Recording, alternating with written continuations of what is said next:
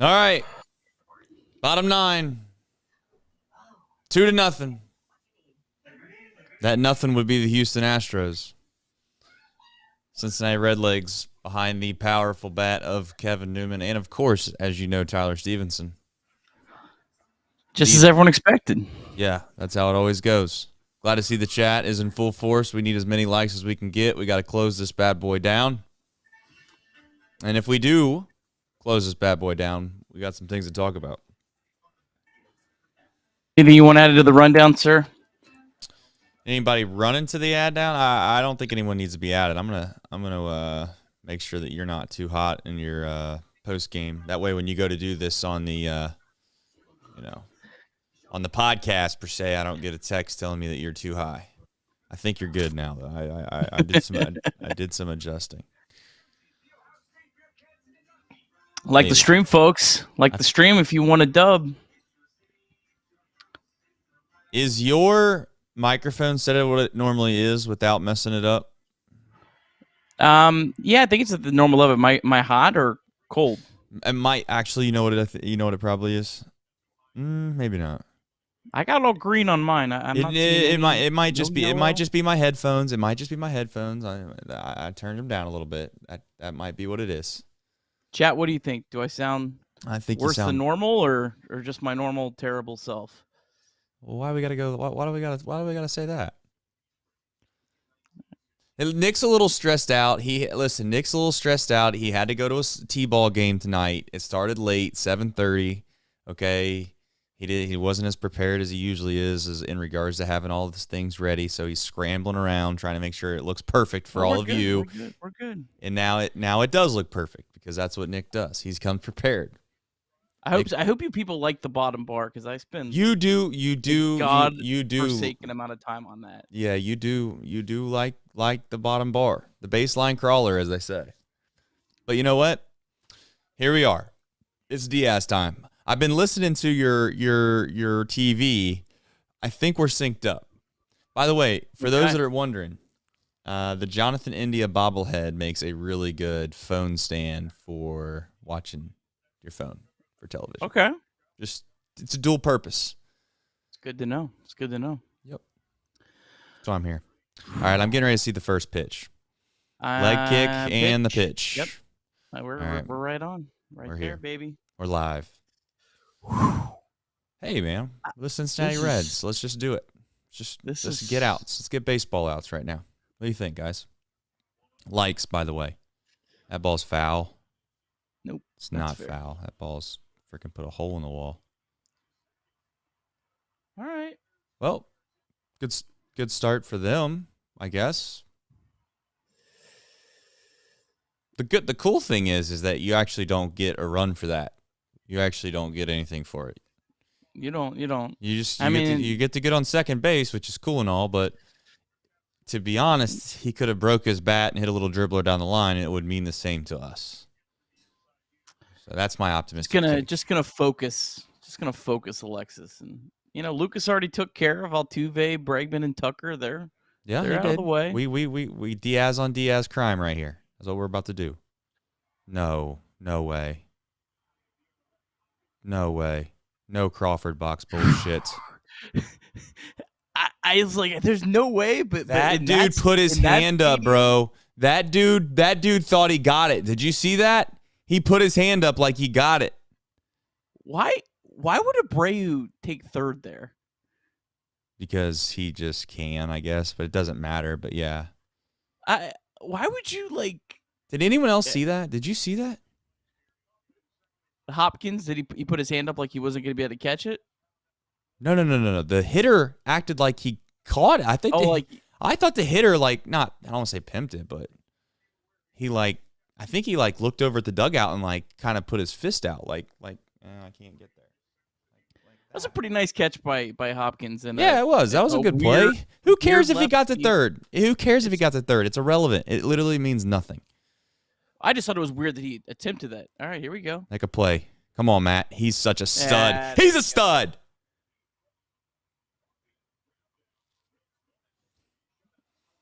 Pointless. In fact, I would actually argue, chat. You ready for this one? I was gonna say this right before the pitch because my brain, my baseball IQ was telling me to say it, and I was like, you know what, I won't say it until the next pitch. It actually was better that he got to third base because as a middle infielder, especially a shortstop, the last thing you want a guy doing is running in front of you on a ground ball. And actually, that play right there would have been a perfect play to run in front of and distract McLean just enough to make an error. So, you know, it actually was a good thing. Yeah, or even make Matt, you know, maybe second guess himself if Bray was running. Oh, maybe I should throw to third and, you know, hesitate. And yeah, I'm with you. Yeah, well, it's just clear line of sight. You don't have guys running it. Dude, this slider is it's got to be a little bit better. It's stressing me out a little bit. This thing's just, I don't want to call it hanging. This is a good 8-hole hitter. Let's get it. Let's let it get it outside. We need to get it outside. There you go. Not this middle end belt sliders. Thank you, Nick. There's nothing worse than when you're playing middle infield and an umpire, which in the major leagues, they got 4 umpires, so you don't have to deal with this. But when you play in college and high school, for sure, the umpire usually stands on the right side of the mound if a guy on second base because you got to make the out call on third. And there's nothing worse than the shorts or the umpire and the runner both running in front of you or getting in front of you when you're trying to make a play. It's the worst. Line of sight and vision's nice. Oh, man, walks. Is there anything worse than walks? They're obviously pinch hitting for Maldonado here, right? Yeah. He's like the worst hitter on the planet. So, Julks.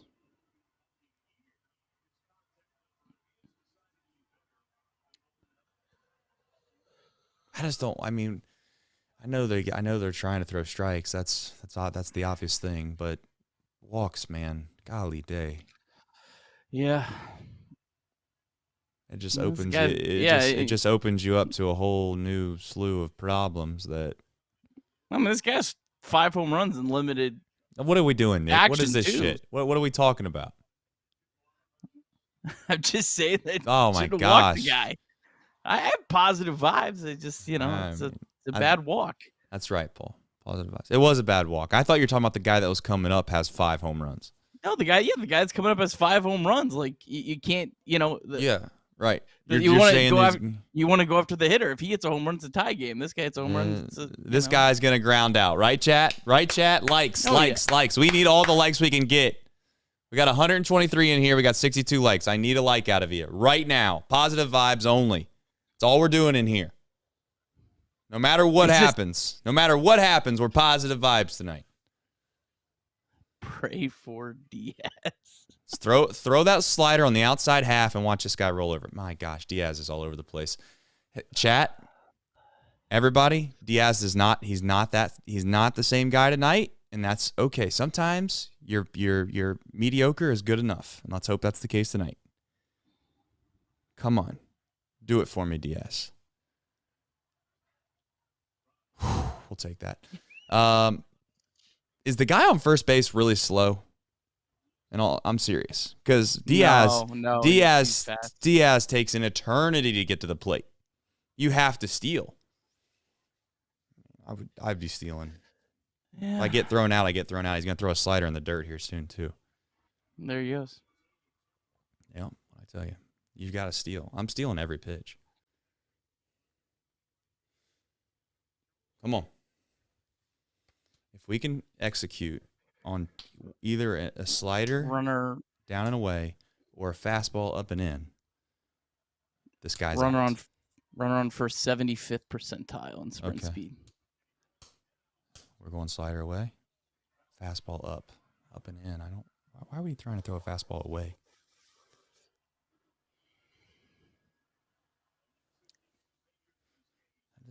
I don't really get that.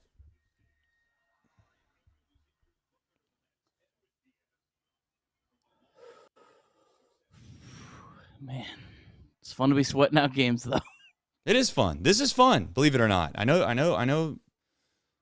That's a good pitch. It's a good take. It's a good pitch. Those are all that all can be true. Runner got the second. Yeah, because they should have been doing that time and time again. Listen, we gotta We got a base open, but the top of their lineup's up, so I don't know. Yeah, no, Yeah. you gotta go after this guy. Yeah, I don't know though. Fuck. Right at him. Wow, we just caught a break. Chat. That broke my heart. Give me like 2 seconds to realize what just happened. Reds won, Trace. The Reds won. 6 in a row. Oh my 6 God. in a row. Did you see my heart, chat? Did you see my heart? It just got ripped out of my chest. And it was just a bullet right at the center fielder. But you know what they always say? It all evens out, baby, because I don't know if you remember, but I can't remember who hit it, but someone hit the ball right on the screws earlier in this game, and we didn't get a hit for it, and we should have. So, nonetheless, Nick, what, Nick, do the thing again. Go ahead. Do the thing again. Well, first off, take a breath, like the stream, and then if you're on Twitter, go to @Reds. They just posted the final score that the Cincinnati Reds won 2-1. Copy the link to our show and just put it in the replies. I want every single person in here doing it. Let's make this the biggest show on the planet. The biggest show on the planet. Let's go, Trace. We got a show to do. High drive, left center field, racing back to the Laurent Bourgeois. The Reds are National League Central Division champions. In the air, left center field. Did he? He did! He did! Reds win! Reds win! Line to the right field. Genius, the first run ever with 4 home runs in a game. Can you believe it? In the air, down the right field line, doesn't have a chance. The Reds have won on a 3-run home run on opening day by Ramon Hernandez. A strike away and out away is Homer Bailey. Ground ball to third. Frazier gloves. Throw to first. And Homer Bailey, for the second time in his major league career, has tossed the no-hitter. Oh, gosh. Oh, my God. Are you kidding me? Holy Moses, the second player in major league history to hit 7 home runs in the first 10 games. In the air, and the Reds win. What a dream beginning to the career of Jay Bruce. Nick Kirby. Some people call it fairy tales. Some people call it make-believe. I just simply call it the Cincinnati Reds. At this point, I don't know if it's true. I don't know if we're dreaming. I don't know if all this is made up. But I do know one thing. I watched a baseball game tonight. The Cincinnati Reds won 2-1 against the Houston Astros. And at this point, Nick, at this very moment, one may argue the Cincinnati Reds are the best team in the National League Central. It's not going to be me yet, but you can make a case for it. Buy the hype. Oh, man, we got super chats galore. Drew Garrison coming in with a $19.99 super chat right off the rip. You want to talk about a leadoff hitter? I don't know how much money Drew Garrison has, but my God, he is free to give it on this show, and by God, I appreciate that. I don't know what else to say. Gabe's coming in with another beautiful piece. I can't ruin it off the top of my head right now. I got to give myself just a moment to hearken back to what that actually says for just a second. Nick, if you can see it and if you want to give it a shot, but I got to give a shout out to Gabe with the super chat as well. We appreciate you as always. Unbelievable. This is unbelievable. You know what? What the hell? I'm going to try to sing it. Let's go. To the tune of Hark the Herald. Peace on earth and mercy, my old Reds, and winning reconciled. Joyful, all ye Reds fans, rise. Join the triumph of the sky. LFGE. I think he said, join the triumph of our guys. Okay, I think you might have sang the right song. I don't know, but I will say this. That is one hell of a voice. by Nick Kirby. You can say whatever you want about Nick. Oh, he's too positive. Oh, I don't like him. Oh, he's Mr. Stat Boy. But you can't say that wasn't a beautiful rendition of Gabe K's Super Chat. You can't do it. You can't do it. Nick, I don't know where we start. I know we always do a box score recap, and that's all fun and games right now. But at this very moment, I just want us all to embrace what is the Cincinnati Reds. We got another Super Chat. I can't keep up with these Super Chats tonight, okay, guys? My brain is just trying to wrap around two things, which I'll get into in a second. Bryce Spalding with a Super Chat saying the boys are absolutely buzzing. LFG. If you know what LFG means. It's a kid show, but you know what I'm saying. I'm not going to get into this in great length because no one in this chat cares, but I've been a super fan of Ricky Fowler just because, yeah, his last name's Fowler. It's my last name, okay? So what? I've been grinding at the bit. I've been watching ESPN Plus for years on this guy because he's stunk for the last 2 years. He's at the top of the leaderboard of the U.S. Open. The Reds are, I mean, you might as well pencil him in for the playoffs. This isn't real life, Nick, for me. How is it for you? This is awesome. I mean, this is it's been a dream season. I mean, it's been a dream season to this point for the Reds. 70 games in, 35-35. Yeah, I mean, just and the wild thing is everything hasn't even gone right for this team. Like the things that we thought at the beginning of the season had to go right for the Reds to be competitive. Not right. A half game out of first place. We'll see what happens with this other game going on right now. Those things haven't even gone right, and the Reds are right here. And, yeah, I mean, we'll see how the season turns out, but there's still upside with this team, and, man, that's awesome. I'll tell you what, this show is amazing, and it's amazing because of all of you. I know you guys send us nice messages and all that, and that's all that's all good and well. But you know what? To be honest with you, the best thing about this show is the chat. The chat pretty much runs the show half the time. I see all of your super chats right now. I thought when we started doing this show, it'd be like, all right, every time someone does a super chat, you call them out immediately. You got to call them out immediately. Here's the thing. I can't keep up with this. I wasn't prepared for this. I wasn't molded into this. I just got shoved straight into the big leagues, you know, with all of these people watching. And now I'm supposed to be able to figure out how to run these super chats and all that. So we're going to have to figure out like a 10-minute segment here in about 15 to 20 minutes. I'm going to go through all the super chats at once. But just so you know, Tyler, Sir Boy, John, Nick, Elijah, you all are super. And I appreciate your super chats. And Zach. I can't keep up with this. I'm going to have to stop right now. We're going to get back to this, all right? Because we got to talk about some Reds baseball. That's why everybody's here. So here's the thing, Nick. You bring up an excellent point. A lot of people want to talk about this Reds team, and they want to say, oh, maybe they're playing over their heads. Maybe they're just not as good as everyone thinks they are, and you can get all excited. They're still only one game under 500. Well, now it's going to be, well, they're only 500. A week ago, it was like, well, they are only 4 games under. They're still 4 games under 500, Nick. They're not that good. I'm not saying that they're world beaters. I'm not saying that. But I am going to say that everything hasn't even come close to going right. Now, there's been some unbelievable bright spots. We can get into that in a little bit. But the starting pitching tonight's been unbelievable. But in general, the starting pitching, as you said before, the one thing we thought going into this year we were going to be able to hang our hat on is the stupid term that everyone uses, including myself. It's not there. It hasn't been there. And this team's grinded and found ways to continue to play well. And now we're going to get ourselves in a position where I don't know what we do. We're not going to talk about it now, but there is too many position players on this team that feel like they deserve an opportunity to stay at the big league club. And there's guys that you could argue that deserve an opportunity at the major league club. I don't know how you figure all that out. That's Nick Earl's job, not ours. So I think for the sake of the show, let's get into it. The box score recap's probably not going to be so crazy because there wasn't a whole lot that went on in this baseball game for the most part until, you know, Tyler Stevenson figured it out. But your overall box score recap, Nick Kirby. Let's get it. The Cincinnati Reds took a 5-game win streak into Houston, Texas on Friday night.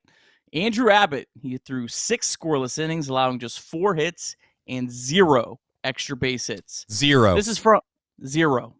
This is from Mark Sheldon. Andrew Abbott became the first pitcher in Major League Baseball since 1893 when the mound was moved to its current distance to begin his career with 3 consecutive scoreless starts of at least 5 innings. You can't even make this stuff up, man. The Reds, they didn't get their first base runner until the 4th inning, and the game was scoreless going into the 7th, and that is when Tyler Stevenson absolutely crushed a home run just over the left field fence, his 5th of the season, to make it 1-0. Will Benson walked, and then Kevin Newman doubled to make it 2-0. Yes, all 3 Cincinnati Reds runs tonight were produced by Tyler Stevenson, Will Benson, and Kevin Newman. Buck Farmer pitched a scoreless 8th. Buck Farmer pitched a scoreless 7th. Yep. Lucas Sims pitched a scoreless 8th. Alexis Diaz a little bit shaky in the 9th, but he got the job done again. I think that's 23 consecutive saves for Alexis Diaz. That is the most among active players. Reds win their 6th straight game, now 500 on the season at 35-35. The Reds will gain ground on either the Pirates or the Brewers as they're playing each other right now. We'll get to that when that finishes. Since starting the season 1-9 on the road, the Reds are 17-8 on the road since. Unbelievable. And then the Reds are now 28-20 since April 23rd. That's nearly 2 months of playing 8 games above 500. The Cincinnati Reds. Yeah, there's a lot that's changed for this ball club, and I think what's changed the most important thing that has happened for this baseball team is the fact that I think you can call it all locker room, the culture, all that.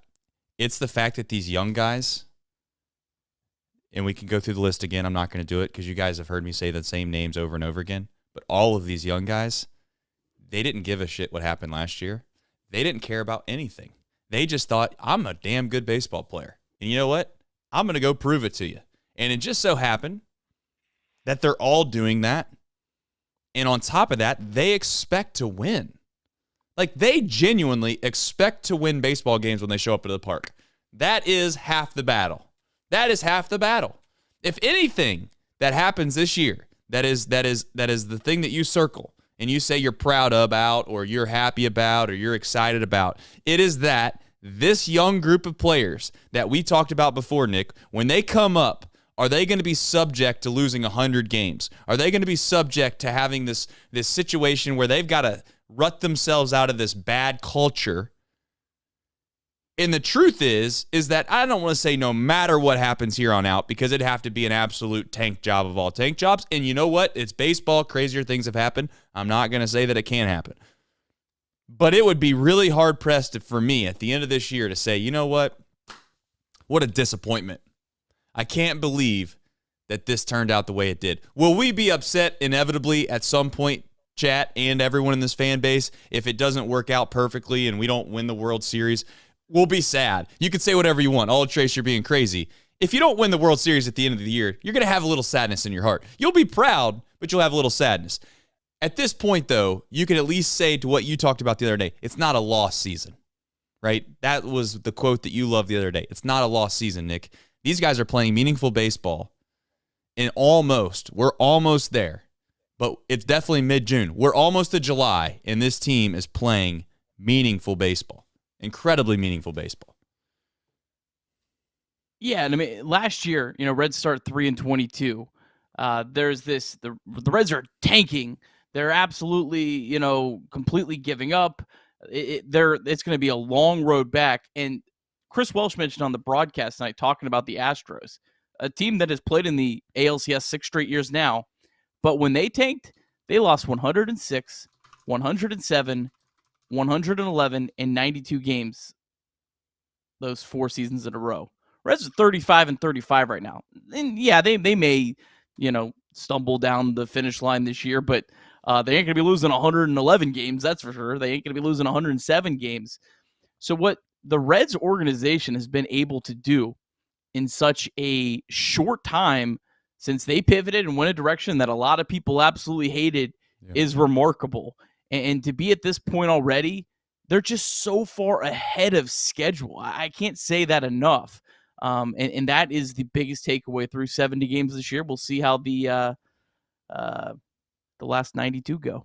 I wouldn't bring this up. I know you guys make fun of me all the time because I use cross-sport analogies, and I do that, and sometimes it makes sense, sometimes it makes no sense at all, and I just continue to do it because it's just what my brain tells me to do. I wouldn't bring this up unless we were in Cincinnati, but this seems awfully very similar to the team that plays football in this town. I know there was this weird thing that happened like maybe the earlier this year, even going into last year, where it's like one fan base tries to dunk on the other fan base, and maybe that's a normal thing in every city. I don't know. But what I am going to say is an optimistic or a positive thing about the Bengals is that they got ahead of schedule too. They found a way to start playing meaningful football before everyone thought they would be there. And this is what the Reds have done. Like it or not, but it's the same track record. It's the same concept. You have guys that come up that you thought were good, but they might be special. There's a difference between being good and special. Matt McClain right now, again, I'm knocking on wood. I'm not trying to be a jinx guy because I am the jinx guy, and I know jinx don't make any sense, but here I am. Matt McClain is special. He's not normal. That's not what a normal rookie comes up and looks like and or does or makes plays. It's not even just what he does at the plate, Nick. It's not just the comfortability that he has when he's at the plate. It's the plays that he makes in the field as well. That play he made in the 9th inning, it might not look like a big deal, or you might forget about it quickly. But if he throws that ball away, this game probably, if we're being honest, is in extra innings right now or the Reds lost. That one single play. And he made it. Steer's been amazing. And yes, Andrew Abbott, I think he's next on the list. We should get into him. He's been nothing short of miraculous. Miraculous is the term that comes to mind. Before we get to Andrew Abbott, the Pirates just lost, so the Reds are officially a half game out of first place. The Reds have as many wins as any team in the National League Central Division. I'd venture to say that was good. Yeah. For those that are wondering, is it a wash just because both of those teams are playing? Of course it's not. One team has to automatically lose, so every night you win, you're gaining ground. If you lose, you're automatically losing ground. Of course it matters. I know many of the people think that, but I'm just reiterating it. Andrew Abbott, let's get into it. I'm not going to say I'm right, Nick, because I think that's egotistic, but just turns out guys that shove when they're in college, playing meaningful baseball games when they're in college, start shoving in AA, shove in AAA, they might just be good. And they might just be ready. And I'm thankful and I am proud that the Reds are an organization right now that promote guys sooner than later, it seems. I know CES has been a thorn in my side, and that's the thing I've been sticking.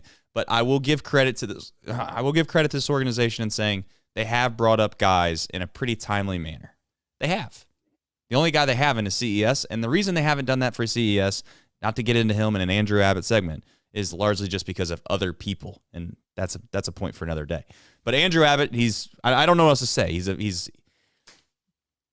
a pitcher. I mean, he genuinely is a pitcher, and I like I said before, I appreciate that the most out of him. You think he's gonna ever give up a run? Is that a thing?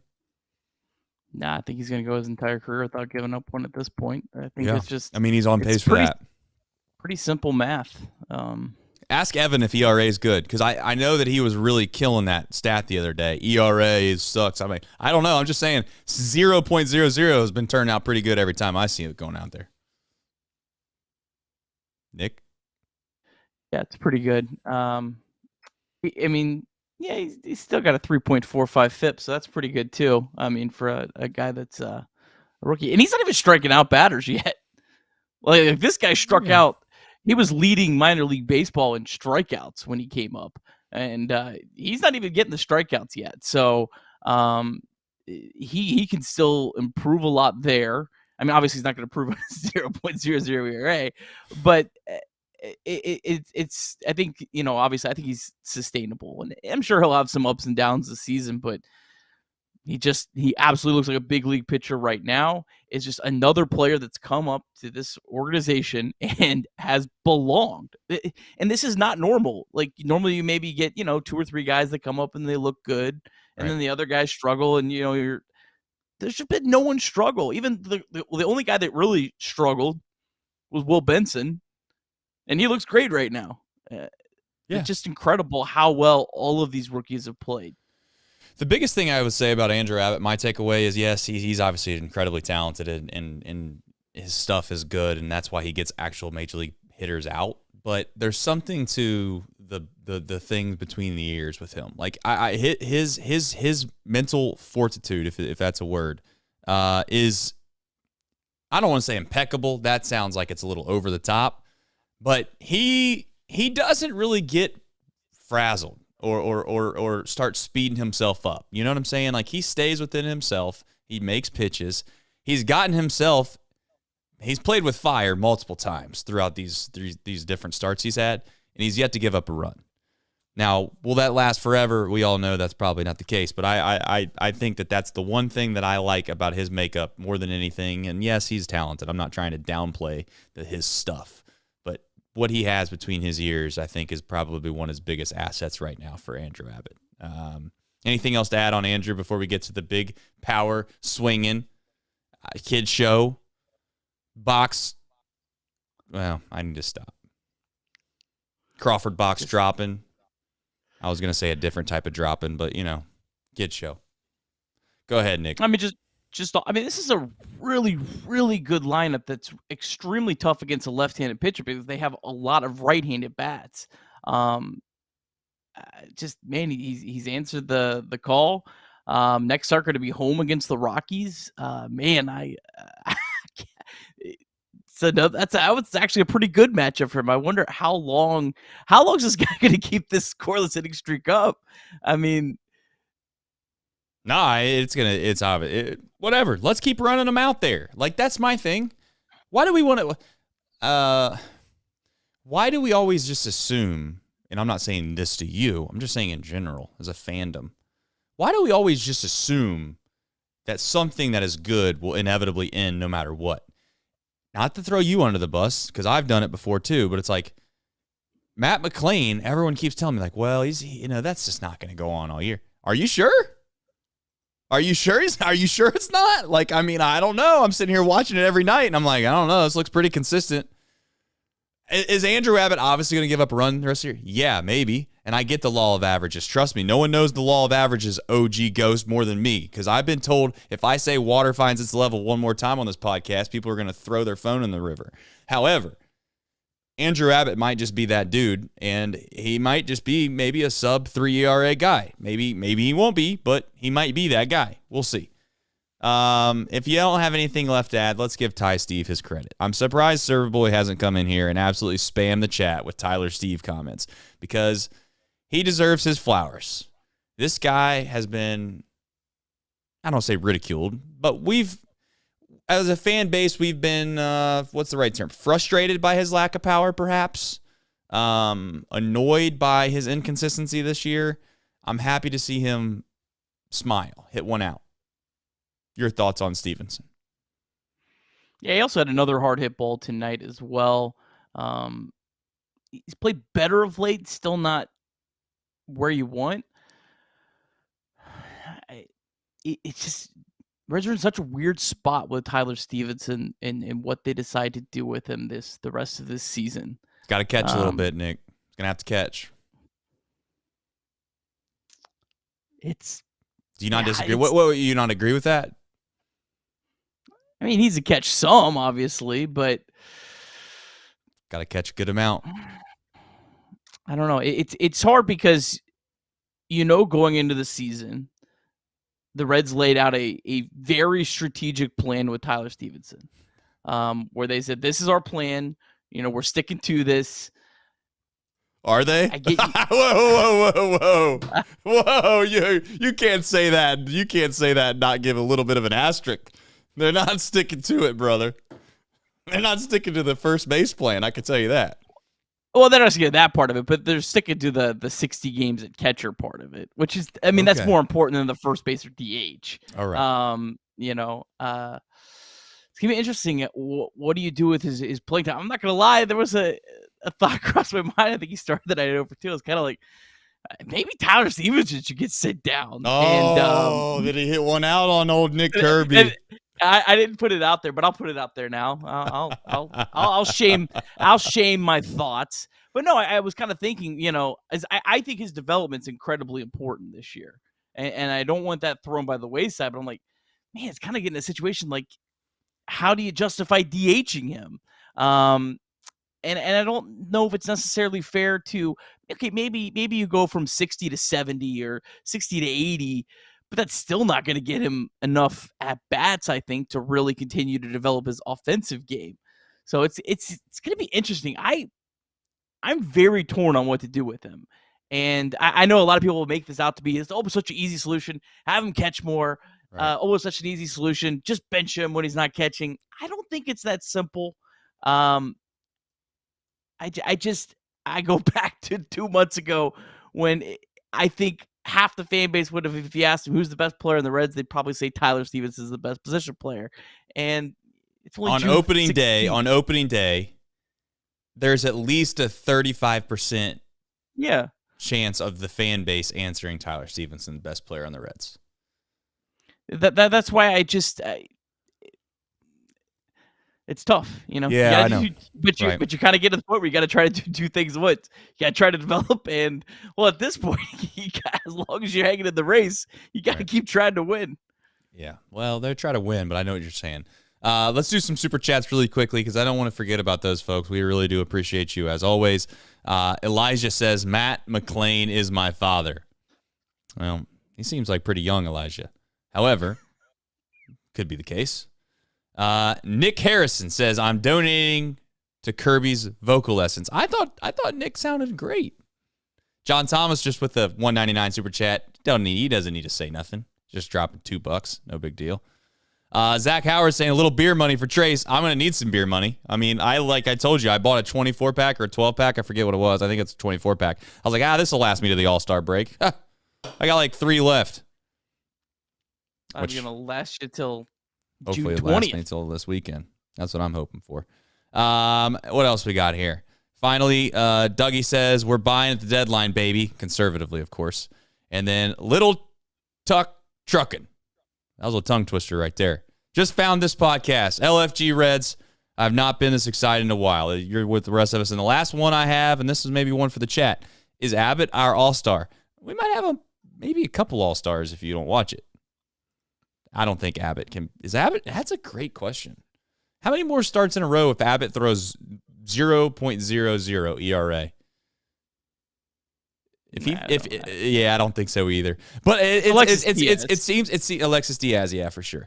However, it does seem like there's this outside chance where if he doesn't give up any runs at all, and there's somebody that gets scratched or something happens late, that he could find a way to get in there.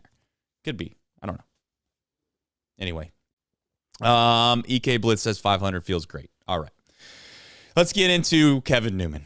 I tell you what, I should say. For somebody that, of course, has been on the Kevin Newman bandwagon from the very beginning. For someone that has told you guys, the chat, to relax on Kevin. He'll be all right. Everything's going to turn around with Kevin Newman. He's got a good track record. He's come from Pittsburgh. They're grinders over there. The Steel City, rough and tough. You know, what good, or let me rephrase that, what bad actually comes out of Pittsburgh if you think about it? Kevin Newman, great baseball player, has been that way all year long, Nick. Finally showing people what he's made of. I know I lied for the whole entire time, and now I'm just basically making a fool out of myself. I kind of like Kevin Newman now. I don't know what's hell happened to him. I'm just a pushover. I'm a pushover. I am a pushover. I got a question. Oh, no. For Trace, for the chat. Is this something I'm kind of torn on? Let's put aside after this year. Let's say Kevin Newman and Nick Senzel were both free agents at the end of the year. You get to pick one to help you try to win the NL Central this year to be on your team. Who would you pick out of the two? Both guys crushed left-handed pitching. You're asking me, Nick Senzel or Kevin Newman? Nick Senzel or Kevin Newman? Kevin Newman. I think I go Newman more just because of his sprint speed, durability. Durability. Man. Well, durability too. Yeah, durability is a big thing. What's your best ability, Nick? Did I teach you anything on this show? Availability. There it is. Now we're talking, baby. We're getting places on this show. Your best ability is availability. If you don't have availability, then what are you? Worthless. All right. Trace, I see you more than my wife at this point. So. Yeah, well, that's not a good thing. No, it's not. All right. Not bragging. Yeah, no. Hey, let's talk about something really quickly. All right. Kevin Newman rips a baseball down the line. these are the small things that happen in a game that you just forget about, that almost seems like, you take it for granted. But Will Benson scoring in that spot was very fortunate. The way the ball bounced off of the wall, if you want to call it that, the scoreboard, it ricocheted obviously past the left fielder, and it gave Benson just enough time to score. I did not get the chance to see what his first to home time was. I don't know if it was good or above average in regards to what he usually would run it in. But outside the horrible camera work, like I'd said on the tweet that I sent out earlier, I don't know about you guys, but what I was watching, I could barely tell if he was going to be safe or out because the camera wasn't even on the home plate. It was just, I don't know what the hell was going on. However, that was a huge play in this baseball game, as we know. And I want to give a shout out to Will Benson. He wasn't on the ticker until you just threw him on there now. But Will Benson deserves some credit. Will Benson was everybody's public enemy number one for the most part when it came to the opening day time frame, right, Nick? And then everybody acted like he was never probably going to be seen again. Gets sent down to AAA, Nick. And this weird thing happened, Nick. I don't know why. I don't know how it could have ever happened. But he got sent down, worked on some things, got his mind right, came back. And when he came back, Nick, he's been better than he's ever been before. Yeah, I'll be honest. I obviously was huge on Benson coming in. I didn't give up on him when he went down, but I think I said at one point I'd probably hold off on calling him up till like July. I would let him have some sustained success at AAA, and they called him up earlier, and I think it was because of an injury, but right. Nonetheless, he's played really, really well. You know who else we need to give some credit to is David Bell. Yeah, David Bell deserves credit for this. Yeah, he does. The way this team plays, I think, is a massive reflection of David Bell. And you see it every night, like Benson's hustle tonight, Matt McLean somehow turning that into a single. How did he beat that out earlier in the game? Right. He's the fastest guy, but you never see these guys take a play off. And all of these young guys have come up. They've looked comfortable. And I think David Bell deserves a ton of credit for that. A guy who's gotten a lot of flack over the years, and some of it certainly deserving. But I think what he's done this year, at least to this point, at least through 70 games of the season, I think it has a big impact in why the Reds are where they're at. There's no doubt about it. I mean, the vibes on this baseball team are a direct reflection, I think, of David Bell. And I've said it before. There's times where I've been a David Bell critic on this show. There's something about the idea of always just being very passive when it comes to these post-game interviews that have always rubbed me the wrong way, I guess is the right term. As many of you know. Some people are new here. I gotta let them know. But the thing is that if we're going to complain about David Bell when things go wrong, then we wouldn't be fair in not bringing him up and saying that he's done a masterful job for most of this year. There's obviously times where we're scratching our head, asking ourselves what the hell each lineup is sometimes. And you can say whatever you want, Nick. Sometimes these lineups don't make sense. They just don't. And the only way to justify them would basically to say there could be guys that just aren't feeling good and they went to David Bell's office and they said, hey, can I get a day off? Now, I don't think that's the case, but I will at least give David Bell the benefit of the doubt. But David Bell deserves all the flowers you can possibly get right now. All in Christ. I love Jesus Christ. Make America's team great again. They're already great.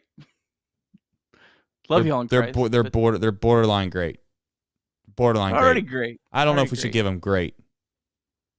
Speaking of great, I got something to show you guys. I just found something in my basement. I'll tell you the story about it at the very end of the show, but I just found something I got to show you. I got to put this poll in. I got to focus. Nick, can you talk for a minute? Because I got to focus. Steve in the chat wants a poll. I'll tell you what the poll is once I get it typed out. I'm not good at this, but I'll try. How about this? 1, 2, 3, 4, 5. There's only 5 teams that have more wins than the Reds in the National League. And one of those only has one more win, the San Francisco Giants. I got something for you. I want to know what the chat thinks. I got something for you. There's been something that's bugged me a little bit. You know? Something that's kind of rubbed me the wrong way. I keep hearing, I'm not saying it's coming from one person, but I keep hearing all the time about how the NL Central is just a bad division. Is it a bad division? Are we sure that it's a bad division? Because, I get the record thing. That's all cool and well. But I'm just saying, I don't think the Cubs are horrible. I don't think the Pirates are horrible. I would argue the St. Louis Cardinals are a pretty damn good team, and where are they at? They're in dead last. And of course, obviously the Brewers. I think the Brewers are the one team that maybe most people would concede, like, oh yeah, the Brewers are okay. You can say it's a horrible division. I don't believe it's a horrible division. I don't. Do you think it's a horrible division, Nick? Or bad? I don't think it's a horrible division. I would add that I think the Nationals and the Rockies are worse than any team in the NL Central. Like, the Cardinals are a better team than either one of those. So I don't think you have like a true bottom feeder like a lot of other divisions have, like the Oakland A's or the Kansas City Royals. The AL East is probably the only division that doesn't have a like true bottom feeder. I think this is just a very competitive division. Just because there's not one great team doesn't mean the whole division's bad, is what I'm getting at. Right? Like, okay, just because like there's not, I don't know, like the Tampa Bay Rays are in this division, then I guess my question to the chat would be like, if you put the Tampa Bay Rays in the division, right, and you threw in the Royals and the Rockies, and you left the Reds and the Pirates, would everyone say it's a bad division? I don't think that they would, because the Rays carry the division. And I don't think that's fair to just say that one team in a division can just make your division not be good or bad. You don't play these teams as much as you used to, Nick. Like, that's my argument. It'd be one thing, Nick, if you had to play elite level teams in your division, like one or two elite level teams in your division, 18 or 19 times like you used to have to. You don't need to do that anymore. Everyone plays their same amount of scheduled games. So maybe I'm being too optimistic about the Central, but I don't think it's that bad. Anyway. Yeah, three of the top 9 records in the NL are in the NL Central. So that's right on par where you should be. So yeah, I mean, look, there's no Dodgers, there's no Braves, probably even no Diamondbacks. But kind of the rest of the teams in baseball, I think Brewers, Reds, Pirates are all not that far off from the rest of them. Right. I guess the other argument I would make would be, how many teams in your division could genuinely win a 5-game series in a playoff? I could make the argument the Brewers could win a 5-game series. I could make the argument the Reds could win a 5-game series. I could make the argument that maybe the Pirates, I don't know, that one would be like, the Pirates almost feel like this fluky team. Maybe it's just because it's the Pirates. I don't know. If their name was something else. I don't know. Maybe the Cubs. I know that the Cubs suck, so I don't even know why I brought it up. All right. Other thoughts outside the NL Central. We have roster moves. We got some touchy subjects to cover. Got to be honest. Don't know if we should do it in this show because the vibes are high, and I don't want to irritate anybody, but this definitely feels like something has to give very soon, Nick. Don't know what it's going to be, though. Got to be honest. Yeah. Worth noting, Stuart Fairchild was scratch day with neck stiffness. I don't think I've they forgot to give him a neck pillow on the plane. Any update on that? So, when we're talking about all these difficult moves, well, Stuart Fairchild could potentially go on the IL. Again, I have no information, just what was reported earlier. Obviously, Hopkins is destined to go down, so that could create 2 spots out of nowhere. And then also, you have to mention that Jose Barrero was actually sent down, as we both said needed to be done. I think the Reds made the right move on that. I'm excited to see what he can do at AAA. I hope he can really go on a tear and kind of show the potential that he has, that we've seen at times. I'd really like to see him show some power off in AAA. I'd really like to see him have a lot of confidence with that aspect of his game, because I think he has a lot of power, and he just has not really showed it very much in the big league so far. Yeah, Well, I've said it before. I've said it 1,000 times. I think you can go to AAA. You can find ways to which you can get yourself better. More times than not, I think AAA is less a physical thing in regards to making an adjustment or finding a new swing or doing something different technically. I think it's more of just a mental reset, allowing yourself to relax, remind yourself again that it's just baseball, not as big of a deal as you make it out to be when you get to the big leagues, I'm sure. And that's easier said than done. But I really do feel as if going down or getting sent down, for some guys, Nick, it's the same as having a veteran get 2 or 3 or 4 days off in a row at the big league club. It's kind of the same thing. You just get a mental reset, clear the mechanism, you move on. All right, I am going to end the first poll, which was, do you want Votto back in the lineup? Don't know if we should get into this in great detail now, but I did think it was a fun question to see what the poll would say in the chat. And right now, yes, 58%, no, 42% in regards to do you want Votto in the lineup? Yeah, that's actually pretty good. All right, I mean, 60%, that's pretty solid. Your thoughts? Are you surprised by that? Feels about right. Maybe a little lower. I would have thought maybe 70-30. Okay. What's your thoughts on? I know I talked a little bit when we did that. Did a little round table, and when the Cubs beat the Pirates last night, I was like, I got on the group chat and I was like, yeah, we got to do something. I was exhausted, but you know what? We got to do something. We can't let this momentum go by the wayside. What's your thoughts on CS playing right field last night, left field? I hate it, but I don't know. I mean, listen, this isn't the vibes. This isn't like, we're not killing vibes on this show, baby. We're not killing vibes on this show. However, I got to say, chat, I don't like it. I'm just being dead honest. It's largely, it feels like, I tell you what it feels like. This is an elite level analogy. This is why you show up at 11:15 on a Friday night and watch Chatterbox Reds. What I'm about to bring to you. You know what it feels like? It feels like you're in the kitchen, and maybe there's some higher level cooks in the world that would come up with better ingredients than I'm gonna have. It feels like you got your favorite cereal in the cupboard, and you're hungry, and you're like, I want this cereal so bad. And you go open up that fridge, and you see you're out of milk. You don't got it. And you're like, dude, is there a chance that I could use water?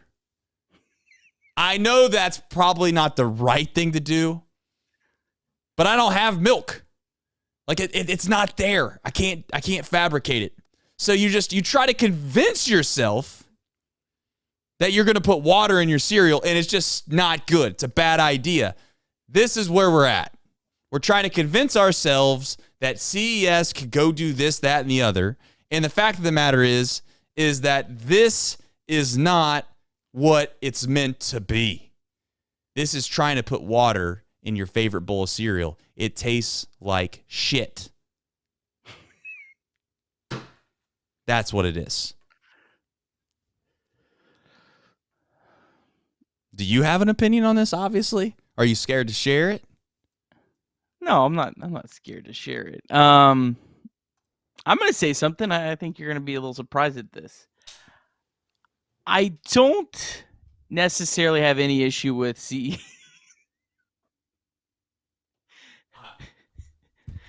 Breaking. This might be the first time Nick Kirby has a negative opinion on Chatterbox Reds.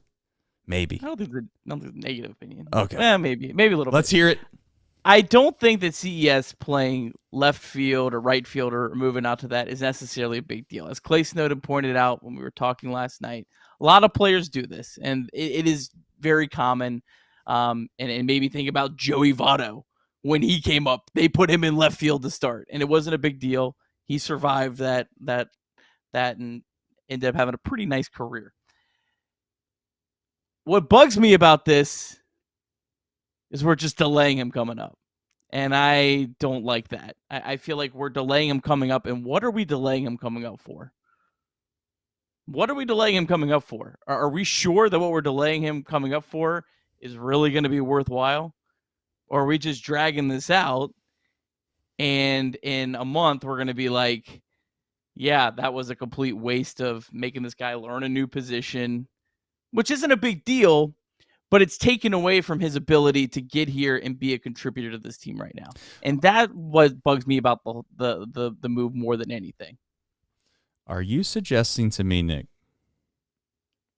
that you're saying that at the end of the year, if this Reds ball club isn't where we want them to be by 1, maybe 2, maybe 3 games, and you look up and you realize that CES has 24 home runs, you brought him up at the All-Star break, he was your best hitter in AAA, he was your best hitter in spring training, he's been arguably, without question, the cleanest production prospect that we've had all year long, that you might be a little upset because we just sat around and just sat on our hands acting like we didn't know what to do with somebody when we got guys hitting 240, 230 with little to no pop in this lineup on pretty much every single night?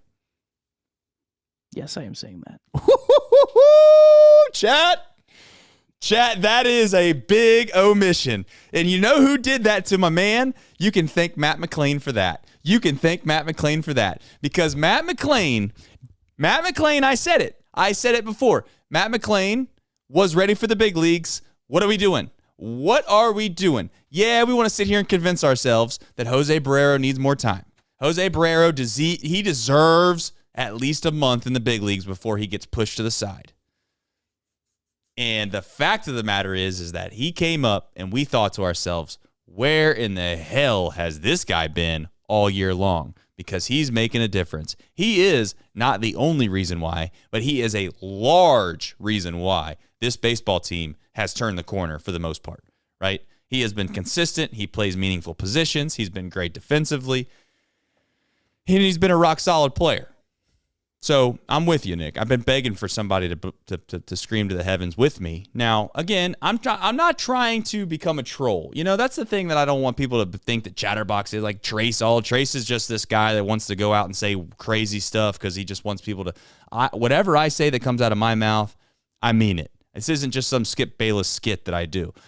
CES deserves to be up here. He's meant to be up here weeks ago, in my opinion. They just don't know what the hell to do with him because they got too many bodies, and they've been begging for something to happen. And what you've said it before, injuries haven't come up.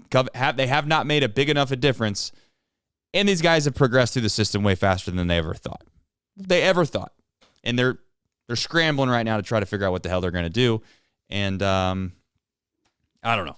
They're going to figure it out, though, Nick. We'll let them figure that out. It does feel like it would be sacrilegious if 2 things happened. One, if Will Benson gets sent down, I think that would hurt my feelings. If Stuart Fairchild gets sent down, that would hurt my feelings. Those 2 guys, I thought, they've done more than enough to deserve extended periods of time on the big league roster. And I know what you're thinking. With Mr. Will Meyer staying over here, he's coming soon. Whose spot does he take? Votto has to come up. Whose spot does he take? I don't know if I have the answers. I wish I could sit here with a straight face and tell you this is exactly what you should do. I don't think I have that answer for you tonight. Yeah, I'm looking back on McLean and Ellie and Abbott. Other people may disagree, and that's completely fair. I would, if the Reds finish 1 game out of a playoff race at the end of the year, I would not hold that against them for those guys, because I think I think there was validity to each of them holding them off until when they did. And I'm not saying there's not validity to holding CES down because of the difficult situation, but he's the only one to me that it's felt like they've for sure kept him down too long, where he could pretty clearly impact this team now, and I don't know what he's gaining from AAA. Everyone else, I feel like one of those 2, they were still you could still at least make a case that they were gaining from being in AAA. I just don't know what CS is gaining at this point, and I hope that the players that play over CES perform well, because if they don't, then it's really, really going to look bad. Right. And to your point, do me 2 favors, chat. 2 favors for me, right? One, you guys are amazing. I can't tell you how many times that we appreciate you guys for spreading the word. This show continues to grow, and it continues to grow largely because of you guys. You guys are the cavalry. You're the cavalry, right? You're out there spreading the word much better than we can ever spread the word. We got 290 some odd people in here, 300 people in here at times tonight. If we get to 200 likes, I'm going to let you know right now that's a record. And there is this weird thing that we try to explain on every single show, but we fail to do so maybe in great lengths because I can't scientifically explain it quite yet. But the more likes we get, the Reds win the next day. It's a proven fact. It's continued to be proven every single night. So 200 likes. Let's see if we can't get there. Thank you. Moving on in regards to this whole CES situation, they admitted they at least admitted to us, Nick, what's going on. Yeah.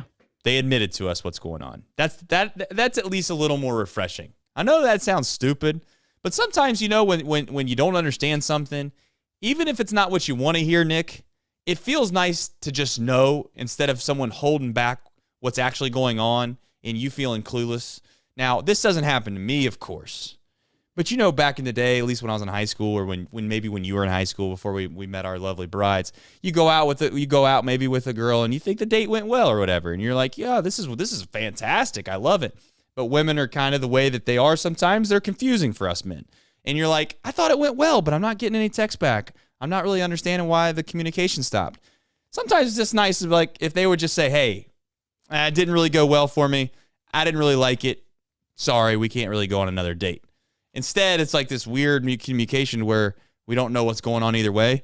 That's what it's felt like with CES for the past 3 weeks because he's played first base and all that. Now that since they moved him to the outfield, I think we got some clarity. It's like, hey, we're kind of screwed here on a number standpoint. Joey Votto's getting ready to come back. We kind of have to play Joey Votto. And, hey, let's just see if he can play the outfield. Hell, if he can, we'll call him up.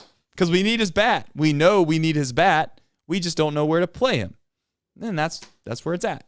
That's the deal that's going on for the Cincinnati Reds. I also think that we should add, I know I've said that getting Stevenson at bats is important. But I know a lot of people just say, well, it's easy. CES DH, Votto first base, Steer outfield. But you're really pigeonholing yourself into a roster then. The DH spot is valuable. You can DH Ellie De La Cruz to give him a half of an off day. You can DH Matt McLean to give him a half an off day. You can DH Jonathan India, the important players. And so I don't think you can just say, well, you just put these guys here and here. Well, completely just saying that. And I think that's kind of where the Reds don't want to be backed into a corner where they have to put 2 guys at those spots every single day because it just gives you no flexibility. And it's going to be important that you keep Ellie and McLean and these other young players fresh as this year goes on, because these guys have never experienced a full Major League Baseball season. They've never come close to playing this many games. So that's another factor into this whole mix as well. So we'll see.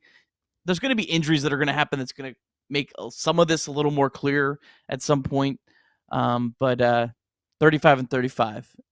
35 and 35. A lot of really, really good problems to have. The problems that the Reds are having this June is a hell of a lot better than the problems they were having last June. It is. One thing before we get into Reds MILB, we wrap this show up. I want to say, first and foremost, thank you for everybody that's in here. I also want to do I'm going to do this for every single show because I think it's important. On July 17th, I'm sure that you maybe have seen the tweet. If you haven't, I'm going to let you know it now. We are going to do a Chatterbox Reds night. I hope Nick can make it. I assume he can. If he can't, then that would suck. But it was the date. It was the only date we really could make somewhat make sense. So July 17th. We've rented out the river deck. I think that's what they call it. Is that what they call it? I don't know. I've never been. Call it I always call it the boat, but what's it called? The river deck, chat? I should know this. But anyway, we rented that out. We have a select number of tickets that are going to be able to be purchased. 150 is the limit. And the truth of the matter is this. July 1st, we are going to make an announcement at Chatterbox Sports. Not to say it's going to be a massive announcement or anything like that, but we are going to add another thing to what we do in regards to Chatterbox Sports as a whole. We are going to make that announcement. We plan to have merch, just so you know, on July 1st. As a part of that, I know you guys think I'm stupid, or maybe you think I'm lying to you. I really don't like the idea of making you guys pay for a ticket. Like, it just feels stupid to me. It feels like, not that it's wrong, because it's hard for us as a small company to shell out like 10 grand and just be like, oh, we'll get that back. That's a bad idea for us, if we're being honest. So we're going to have to obviously recoup it some way. So I'm going to be honest. For those that are OGs in this chat, for those that watch this show right now, you're going to get some inside information. Ready? You're going to get some inside information. July 1st, we're going to have merch. We are probably is you feel me out here. We're probably going to make it a threshold for how much merch. If you order a certain amount of merch within a certain window, it includes a ticket to the Chatterbox night. So instead of it just being like, oh, you have to pay us $60 to go to a game and hang out with us, maybe it's $60 and you get nice merch with it. Now you got merch, and you can convince yourself that either the merch was free or the tickets were free. One of the two, right? So that's what's going to happen. It's going to have to be first come, first serve. I don't know if we'll fill it out or not. My guess is that as crazy as this show is going, my guess is we might. And here's the thing. If we do, now this is where Trace gets crazy. This is where Trace is a fan. He likes sports. He loves people that enjoy Chatterbox Sports, and we're a small company, so we can just do these things because, I don't have someone that tells me that I can't. We will probably purchase season tickets next year, and what I plan to do with that is not fever pitch style, but I do plan to try to give everyone an opportunity to kind of be able to go to certain games throughout the year with our tickets. So I'm saying all that and saying that in July 1st, you will have clear answers on what's going on in regards to July 17th. But if you want to go to Chatterbox Reds night, mark it off of your calendars that on July 17th, that's when we will be doing it. Hopefully that paints a good picture on what's all going on. We'll have obviously more details on July 1st. I will continue to promo this throughout this month, if you will, as we get closer to July 1st. But this is the first time you've heard it, and that's what we're doing. Fever Pitch. That's what it was called, right? The movie? Yeah. That's my favorite baseball movie. You can't say I'm that. sappy, man. I'll say it. I'm proud. Bull Durham. Fever Pitch is better. Fever Pitch is a beautiful, beautiful film. Beautiful film. Watch it. You know what? I challenge anyone in this chat. You watch Fever Pitch. Reds are 4:00 tomorrow. Watch Fever Pitch after the game tomorrow, or hey, maybe put it on tonight. It's still early. And if it doesn't get your spirits and you hyped up for this Reds team right now, nothing will, man. I do have an announcement, Trace. Oh. I think I'm gonna be able to make it down. Shout out to my incredible wife who sacrifices a lot so I can do this silly show. Yeah, dumb show. Don't call it silly. Silly, dumb, whatever. No, it's dumb show. It's a dumb show. She's trying to move a lot of stuff around to make it work. So I'm going to do everything. No. She's supportive. But yeah, so I'm gonna try to be down there. And what do we, Trace? What will we do? Are we gonna try to go live from it's the Tri-Health Riverboat. Tri-Health, I believe, was a no free ads, Nick. No free ads. We don't do that on this show. It's the Riverboat. Weren't they a former sponsor of Tri-Health? I don't think so, but hey, that's here nor there. Was it another health? Okay, maybe not. But hey, we want you back. Shout out Beacon Orthopedic. Oh yeah, screw you, Tri-Health. Not screw you. They might be a future customer. I mean, come on, Nick. Come on, clean it up. Just no free ads. But no, except for the Pilsner beers. What would we do for the live show that night? Well, I don't know. We'll have to figure that out, won't we? We'll have to do some. We're gonna make some innovation. Reed Mouse run it from the home studio. We always get screwed on these things. Yeah, we'll see how that goes. I don't know what we'll do. I don't know. I do think that there's rules to where you're not allowed to go live inside the ballpark. Maybe I don't know. I'll have to look into that. Make sure that Chatterbox Sports doesn't get like sued by Bally, and next thing you know, we'll both be bankrupt. Wouldn't that be some funny shit? Bally's going bankrupt. They're trying to sue Chatterbox because they think it's their way out, and they realize we don't got no money either. So we're both going down the tanks, baby. Well, we'll just both be going down the toilet at the same time. But that's here nor there. What else is there? Go ahead. Anything else? No? You got it all. You got to do Reds MILB. Because speaking of sponsors, we do have a sponsor for this show. Bedford Sportsbook, the leader of sports betting in your Queen City. Some This is call your it Reds the MILB. greatest. Some call it the greatest gambling app ever created. Obviously. It's not. There's no debate. All right, AAA, Louisville Bats, they lost 8-3 in 10 innings. Worth noting, Louisville Bats were facing a twin starting pitcher, Kenta Maeda, through the first 4.2 innings of this game. He was on a rehab assignment. So a really tough pitcher, but nonetheless, a legit major league caliber pitcher for some of these guys to face.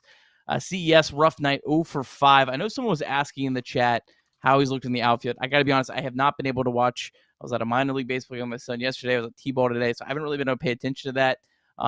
Bryce, if you're watching or anyone else who's watched, please jump in the chat and tell us what you thought, how he looked out there. I would really appreciate that. I'm curious myself. Joey Votto, 0 for 2, did walk twice. Will Myers, 1 for 5. One encouraging thing, Levi Stout made his first appearance since May 26th coming off the IL. Was on a pitch limit today, but through 2 scoreless innings, only allowed 1 hit, 1 walk, struck out 3. We've talked about how we need depth in this rotation. I know Stout didn't look great, but this is a guy that has had some promise, and it just could be another option as the season goes on. So good to see him come back tonight. Tony Santillan also looked good tonight. 1 inning, scoreless inning for him, didn't allow a hit. Ricky Karcher, he was back. He pitched a Ricky Karcher special, a scoreless inning, walked 2, but struck out 2. And then on the really Debbie Downer side, Eduardo Salazar, a guy that we liked at times this year, pitched some really nice games for the Reds. Had a three inning appearance that really saved the bullpen in one of those comebacks against the Dodgers. Got absolutely shelled tonight. 6 earned runs, only got 1 out, unfortunately. Double-A Chattanooga, they beat Rocket City 3-1. The Reese Hines show, Trace. He's continues. Hit 6 home runs in the last 5 games. It's just another dude in this Reds farm system that just loaded. He's got 11 on the year. Guy that was a top 10 prospect at one point is kind of having this resurgence. Definitely got to continue to follow. I'd love to see him get up to at least AAA this year and see what he can do. And then Christian Roa, 5 innings, only allowed 1 hit, no runs, did walk 5, but struck out 8. His control's always been his problem, but this was the Reds' 2020 second-round draft pick. Last 2 starts for him, no runs in 11 innings with 15 strikeouts. So Roa's pitching well. Dayton, they won 11-8 over Fort Wayne. Edwin Arroyo staying hot, 3 for 5, a double and a walk. Austin Hendrick homered. And then Tyler Callahan, 4 for 5, stole a base. And the Daytona Tortugas, they also won today. Hector Rodriguez just keeps on keeping on. 3 for 5, hit his 11th home run of the year. Now hitting .299 with a .907 OPS. Sal Stewart, 2 for 4 with the walk. Sal Stewart, after a really slow start, coming around .817 OPS in the month of June. And then Logan Tanner, the Reds' 3rd round draft pick last year, catcher, 2 for 4 tonight. Yeah, I just want to say that we have 219 likes, which is absolutely absurd. So we thank everybody. If you've not liked it and we get to 250, that would be just stupid. I don't know if we can get there because most of you maybe have already liked it yet, but that's here nor there. Who was that Reds MLB sponsored by again, Nick? Just remind me. Bedford Sportsbook. Thank you. Shout out, Bedford. Last thing before we get to a couple very, very, very important things, probably the thing that most of you stick around for. Some of you, I know I say athlete, I like to use that term. Some of you might give me BR7. You might be giving me a little too much stuff. The problem is that there's a ceiling in here. And you might think that that's, you can only jump so high before your head hits the ceiling here, folks. You can't be doing anything too crazy. However, I'll give it a shot. I'll see what I can do. Nick has a pillow. Somehow that got introduced on this show, and I love it. Just thinking about all the people who've never tuned in. And just go, what the well, hell? It's part of the experience. It's part of the experience. You got what's the right term? Indoctrinated? Is that the right term? You get that very quickly on this show. Yeah, you're one of us. Yeah, you're one of us. You get thrown right in the fire here. Don't screw around. Let's see what you got, Nick. Let's see if what are the odds that this is actually going to be right? What are the odds that this is going to be right? Oh my gosh. That is elite. Mid-season form, baby. I need you to clean off that other eye. It's bugging me. Come on. When the Reds, it's hard to. I always get turned around on the. I always turn the camera the wrong way when I'm trying to angle it. There you go, Nick. Look at that thing. He's made 6 straight appearances. That's hilarious. You know what, Trace? I'm gonna have to find out, when did Nick Cage come out for the first time, and what is the Reds' record since then? Because I think I think this might be the most important stat of the year. I agree. That should 100% be a thing.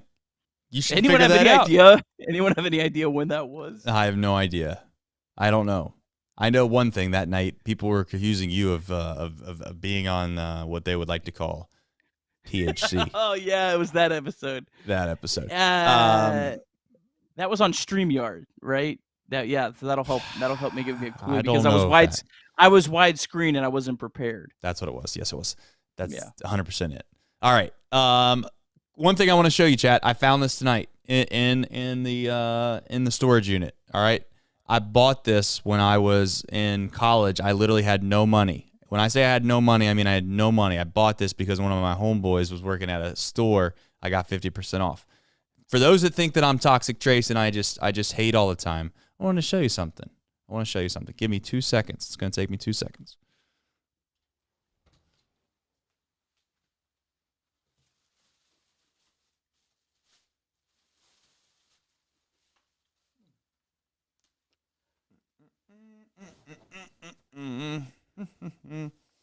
Now, I'm not even going to put my headset on for this. So, you guys know that I have this take about the Big Red Machine, right? And you guys have heard me say this time and time and time and time again. Here's the thing, though. I thought to myself, maybe there's a way to auction this off, or I don't know what I should do. I got to figure that out. Maybe there's something I should do for this, for Chatterbox Reds, or maybe I'll keep it. I don't know. But here's the thing. I got to start to put some red stuff up around the house. So I gotta put myself full screen so I can actually show you what I got here. Let's get this out of here. All right. Oh, ooh! Look at that. I thought I had lost it, which was bad. Bad news. Let's take a guessing game. You might have already seen it. How much do you think your boy paid for that when he was in college? Had no money. $700. $800. I don't even know how I had $800. I really don't think I had. Actually, I know what happened. It was $800. It was 50% off. This whole store was 50% off, and then my boy could get 50% more off. So I got it for $300. That's good. Steal. I know I've seen that one, and it's typically $700-800. So yeah.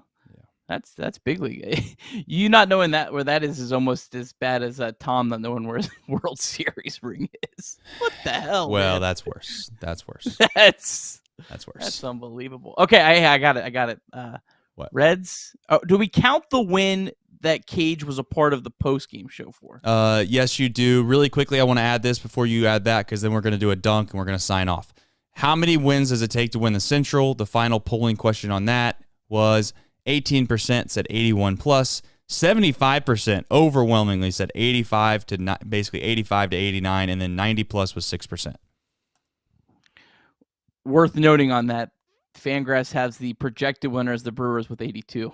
So, it legitimately could be whoever finishes above 500. That's legit math.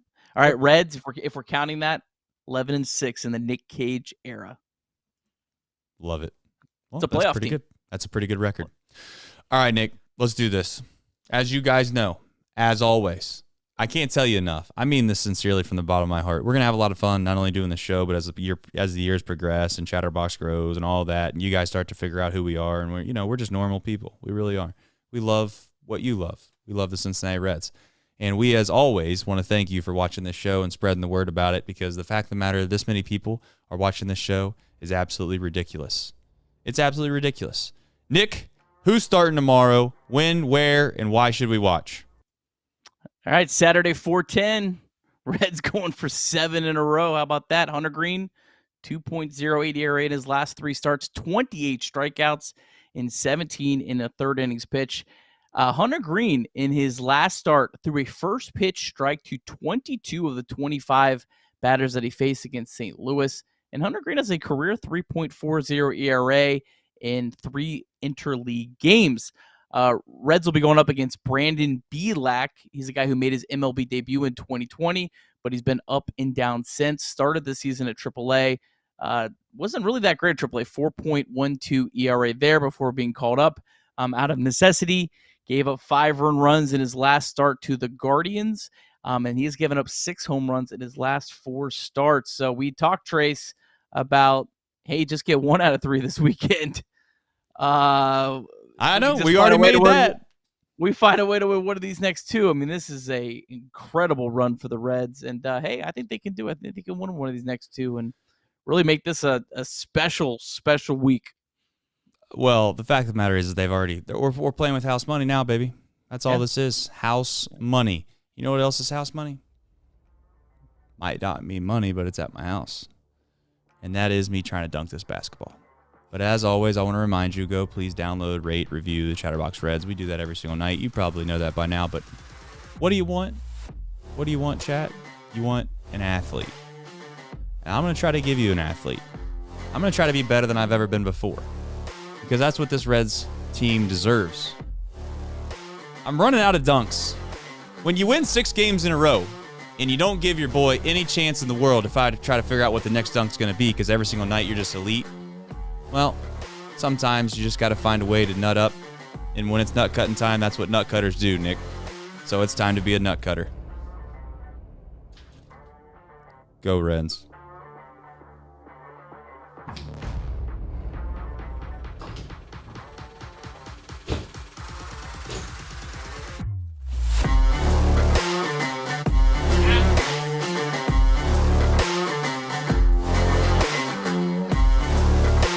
Run the graphic, Nick.